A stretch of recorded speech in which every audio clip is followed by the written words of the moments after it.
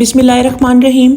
Viewers, आज मैं आपके लिए बहुत आसान, बहुत सादा और बहुत खस्ता आलू के पराठे की बहुत मज़ेदार सी रेसिपी लेके आई हूँ। मेरी रिक्वेस्ट है कि आपने वीडियो को बिल्कुल स्किप नहीं करना और इसे पूरा देखना है ताकि पूरी रेसिपी आपको आसानी से समझ में आ सके। तो चलें शुरू करते हैं अपनी आज की ये आसान, सादा और मज़ेदार सी रेसिपी। सबसे पहले हमने यहाँ डो तैयार कर लेनी है। डो तैयार करने के लिए हमने 1 कप मैदा लिया है और 2 कप गंदम का आटा लिया है। इसमें हमने तकरीबन 1 टीस्पून जो है नमक शामिल कर लेना है, कुछ धनिए के सब्ज पत्ते शामिल कर लेने हैं और साथ ही में इसमें जाएगा ज़ीरा हमने 1 टीस्पून ऐड करना है। अच्छा जी, इसके बाद जो है इसको हमने क्या करना है, थोड़ा थोड़ा पानी डालकर बहुत अच्छी तरह से गूंद लेना है। गूंदते हुए आपने ये ख्याल रखना है कि इसमें गुठलियाँ ना बने। अगर गुठलियाँ बनेंगी तो जो पराठे हैं वो सही और स्मूथ नहीं बनेंगे। इसके बाद हमने 1 टेबलस्पून घी ऐड कर लेना है। इससे पराठे बहुत नरम, बहुत खस्ता और बहुत मज़ेदार से बनेंगे।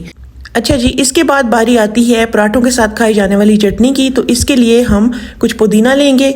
पुदीने में हम सब्ज़ मिर्चें डाल देंगे। सब्ज़ मिर्चों के बाद एक मीडियम साइज़ का टमाटर लेंगे, वो इसमें शामिल करेंगे। अदरक लहसुन शामिल करेंगे और साथ में जो चीज़ इसमें जाएगी वो नमक है। नमक हम 1/2 टीस्पून ऐड करेंगे और इसके बाद अनारदाना जो है वो इसमें जाएगा, ये भी 1/2 टीस्पून होगा। और हमने ग्राइंडर में इसको अच्छी तरह से ग्राइंड कर लेना है और दही में मिक्स कर देना है। दही हमने यहाँ 1 कप लेना है। अब हमने 4 मीडियम साइज़ के आलू लेने हैं और इनको बहुत अच्छी तरीके से बॉयल कर लेना है। बॉयल करते हुए आलूओं में नमक भी शामिल करना है ताकि इससे आलूओं का जायका बहुत अच्छा सा बन जाए। अब हमने बॉयल किए हुए आलूओं को कद्दूकश कर लेना है ताकि हमारे आलूओं का जो मिक्सचर है वो बहुत ही सॉफ्ट और बहुत ही बारीक सा तैयार हो। जी, तो यहाँ हमने सारे आलू कद्दूकश कर लिए हैं। ये बहुत ही नरम से कद्दूकश हुए हैं।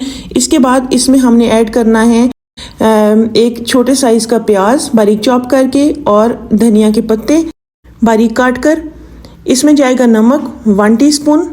नमक शामिल करने के बाद हल्दी जाएगी ½ टीस्पून और सुर्ख मिर्च इसमें जाएगी ½ टीस्पून।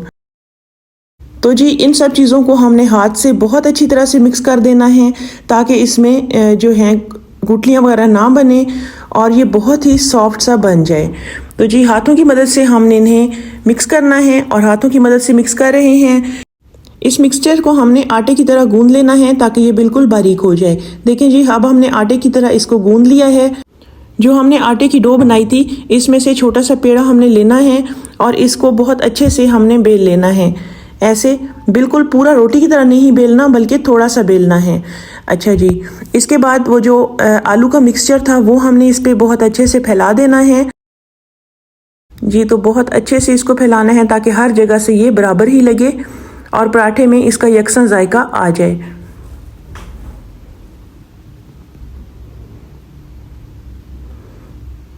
तो जी, माशाल्लाह ये हर तरफ से जो है वो बराबर हो चुका है। अब हमने इसी साइज़ की एक बारीक सी रोटी बनानी है और इसको हमने इस रोटी के ऊपर ऐसे फैला देना है और किनारों से और हर जगह से हमने प्रेस करना है ताकि ये दोनों आपस में अच्छी तरह चिपक जाएं। तो हमने इसे नरम हाथों से बराबर कर लिया। अब हमने क्या करना है, इस पे थोड़ा सा हमने आटा लगाना है। आटा लगाने के बाद हमने इसे उलट देना है ताकि ये नीचे से चिपक ना जाए। तो हर तरह से बराबर कर लिया। अब बारी आती है इसको बेलने की। बेलना आपने पहले नहीं है, रोटी टूट जाएगी। तो हमने इसको हल्का सा बेल लिया। तो देखिए हर तरफ से यकसा हो गया। जहाँ से ये हमें लग रहा है कि ये रोटी की शेप ख़राब हो रही है तो वहाँ से हमने क्या करना है, छुरी की मदद से इसको कट कर लेना है। तो यूँ हमने कट कर लेना है और ये बचा हुआ आटा है ये दूसरी रोटियों में इस्तेमाल हो जाएगा जो हम और बनाएंगे। तो जी, बिल्कुल ये यकसा माशाल्लाह से पराठा बन गया है। अब हमने इसको मज़ीद बेलना है और रोटी की शक्ल में और रोटी की शेप में इसको ले आना है। तो अब हमने एक पैन में घी लगाना है, ऑयल भी यूज़ कर सकते हैं, और इस रोटी को तवे पर यूं डाल देना है। आंच आपने लो ही रखनी है, तेज़ आंच पे ये पराठा जल सकता है। तो जी, ये एक तरफ से पक चुका है और मैं इसे उलट देती हूँ। देखिए माशाल्लाह कितना परफेक्ट और कितना अच्छा सा ये बन के तैयार हो रहा है। आंच हल्की ही रखनी है।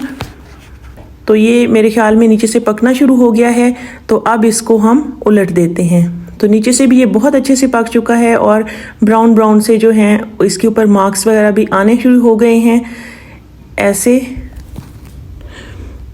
तो जी अब हमने इस पर ऑयल लगा देना है। ऑयल आप अपनी मर्ज़ी और पसंद से लगा सकते हैं, वैसे मैं घी लगा रही हूँ। घी से बहुत अच्छा सा जायका पराठों का बन जाता है। तो जी हमने इसको उलट देना है और इसको ऐसे हिलाते रहना है ताकि ये हर तरफ से ब्राउन हो जाए, क्योंकि पराठा जितना ब्राउन और क्रिस्पी होगा उतना ही मज़ेदार लगेगा खाने में, और जितना ब्राउन होगा इसके टूटने का खदशा बहुत ही कम होगा। तो जी हम इसको घी में फ्राई कर रहे हैं पराठे को। तो जी उलटते हैं, अब इसकी कैसी शक्ल आई है देखते हैं। माशाल्लाह रंग इसका बहुत अच्छा आया है, बहुत मज़ेदार सी रंगत इसकी आ गई है और खाने में तो ये माशाल्लाह बहुत लाजवाब होगा। कितनी आसान और सादा सी रेसिपी मैंने आज आपसे शेयर की है। कोई जो है इसमें मैंने मुश्किल चीज़ नहीं ऐड की जो घर पे दस्तयाब ना हो।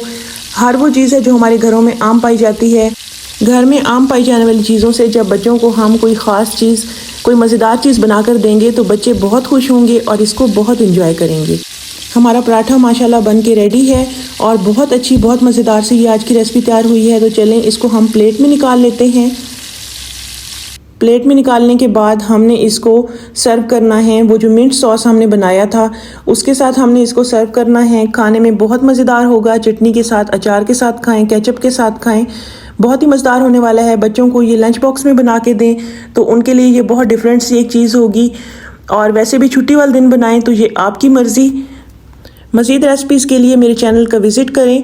मेरे चैनल पर आसान सब्जियों की रेसिपीज़, आसान दालों की रेसिपीज़, बिरयानी की रेसिपीज़, पुलाव की रेसिपीज़ और सलाद की रेसिपीज़ दस्तयाब हैं। वो आप देखें, अगर पसंद आई हों तो लाइक और शेयर कर दें, साथ में मेरे चैनल को सब्सक्राइब भी कर दें।